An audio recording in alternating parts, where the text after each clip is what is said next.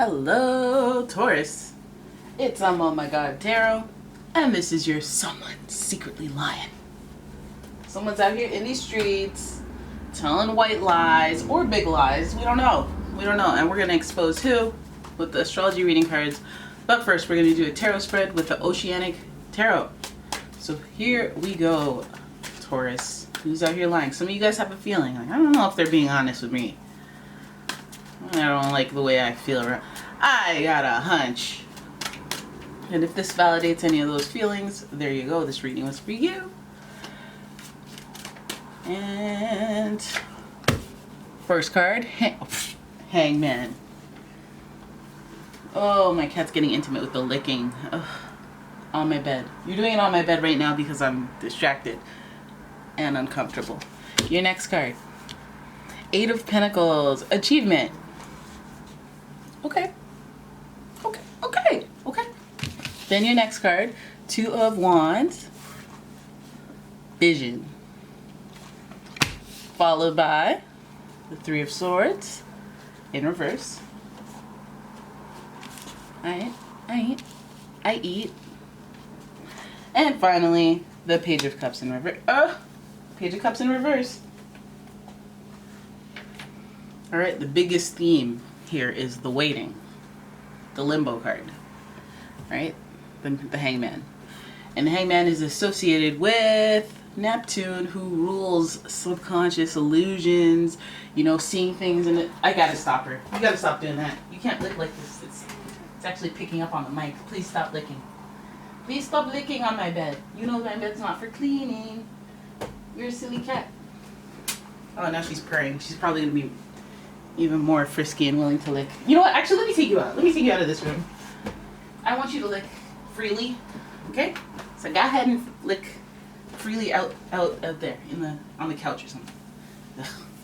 You know what I'm talking about. When they lick and do a full body clean down, they start licking their bits. Then you get little poo crisps on your bed, and you don't want that. Hey, get in focus. That's Minnie. That's who you're always seeing. Oh no. Some of you guys are like, oh my God, this is not what I'm here for. Just be cool. Be chill, okay? You're a Taurus. I'm a Pisces, we like each other. And you know why I'm like this. And you're supposed to just keep your arms folded and be like, oh, that's just how they are, and be that Taurus. Alright? Now, let's keep going. So, we see that the perspective of somebody who's limbo energy is like they're holding still because of their perspective is kind of like hazy, That's like the person who would really love to lose weight, but they just keep ordering KFC. Keep getting that chicken sandwich with fries and poutine. They keep upgrading the fries to poutine. And so they're still in this like limbo place, but they know when they're in a limbo place, they don't even realize that limbo place actually alters their perspective on things, makes them sluggish, makes them stuck in that limbo place. Right? It's like a weird cycle. But this speaks to how the long-term midness of it all is, and the ability that is needed to shift the way that you think. Whether it's by cutting yourself loose, by quitting or starting a regimen, or changing the way that you look at something, getting over stuff. Let's think that this person that feels the need to lie is lying down in their own little self-doubt thing, because it's the perspective that they need to shift. It's why they need to be lying out here. All right. So then we see the Eight of Pentacles, which is supposed to be hard work and achievement and being focused and working towards a goal, completing an objective. But you're out here lying, right? And this may be like somebody who's dedicated and committed to the lie, dedicated and committed to holding themselves in a state of limbo because they're lying to themselves, essentially. All right. But then here comes you. I always feel like you got the other energy comes along in the middle of the reading, and this energy is like vision. And we're talking about how the perspective of this person is a little jaded or a little, questionable. They may not even see it themselves, but for you, you provide some sort of clarity. For you have the vision because as a Taurus, you guys are very good at closing deals. and I don't mean like business people, I mean that if you want something, there's not much in the way of you wanting it and then getting it, other than like matters of the heart stuff, right? But you guys know how to execute without a long emotional journey. I got a couple of Tauruses in my life, and I always tell them this. I'm like, you guys, you're like, oh, I want to start boxing. Now they got the gloves. Now they're in it 3 times a week. Now they're taking pictures with Mayweather. Like, what? How did you do that? Oh my God. Like I just did it, you know? You got the willpower thing and the execution down. And sometimes it's like not even for you to be like, okay, well now I'm going to teach that, because you're just being you, and through that you're inspiring these people who, you know, they got to lie about their situation because they don't have that hard work ethic. You know, 8 of Pentacles is such a Taurus card. You guys, when you commit to something, you're very tunnel vision about it. And so this person, they may see that as an example. Hey, I like that they may be lying to themselves, but they're looking away from you. They're looking away from the entire reading, right? So I feel like it's more about them. And especially to come out in the Hangman card, it's more of like an internal struggle thing. So you may be that means for inspiration by just the things that you do, just the way that you are. And I feel like there's this 3 of Swords, heartache, disappointment.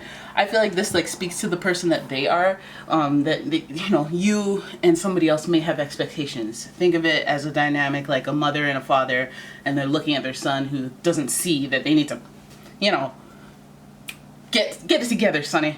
You know, it's like a 3-way dynamic. So I feel like you're part of that 3-way dynamic. I guess this could be like a parental thing, because we have the 2 here, 3, disappointment, that the dynamic isn't, you know, working the way you'd want it. You wish you could shift their perspective or change their perspective in some way. They're disappointed in you in some way. They don't want to leave you alone. I mean, they can't be honest with you. They can't be free to be honest because they don't want to disappoint you. There's just disappointment hovering in the realms of why I'm lying. So I guess some of you parents have your kid going, okay, well, remember when I said I was in college, I actually dropped out or failed out a year ago, and I've just been taking your money. Or like, you know, there's some disappointing scenario about this person's mentality that has affected them, maybe even their achievement, or they've been hard focused on the wrong thing. They basically have been holding themselves back in some way, and I guess they have to break it to you at some point. But I feel like the disappointment will be right here. Even though you may have that like inspiration to you, or you may have that way about you that they should emulate, I feel like that might be why they go to you. Maybe I feel like they're going to confess it. Then we have the Page of Cups. This further makes me feel like it's like a adult-child dynamic, or even just, it could be a peer, but it feels like the peer is probably in a lesser fortunate position where they look up to you. So, I mean, and also emotional, also very sensitive. Maybe that's why they're lying, because they can't hack the truth at the moment. They're not emotionally strong enough. Page of Cups, I've always, you know, I've always, on this channel anyway, we go, oh, that's the F-boy. But let's think about what the F-boy's mentality is. They're thinking short term. They're not really thinking short term maliciously. They're just like, whatever, you know, whatever. You know, that's the depth of the thought process, right? But the Page of Cups, they're sensitive. So this isn't the type of F-boy that's like, oh, let me just damage you. This is the one that's like, oh man, I love your hair. Wow, I think I'm in love.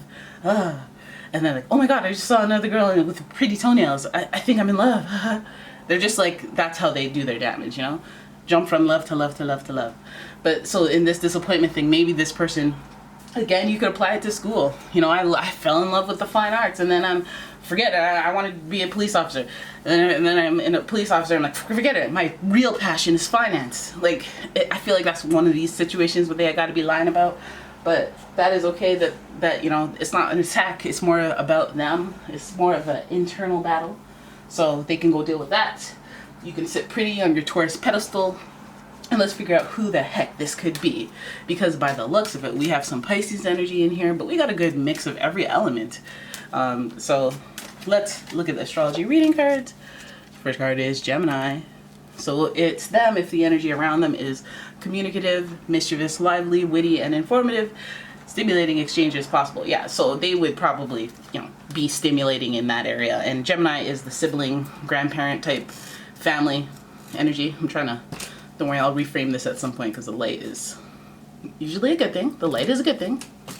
You know, you want people to see your light. But, you know, if you see all light, then you can't see anything, right? Because then, you know, you feel me? See how, oh snap. What is with this tripod? You know, if I gotta let you know what? I think in the stories I'm gonna show you guys my setup and why it's not just tilt it upwards and let's get on with it. It's not like that, guys.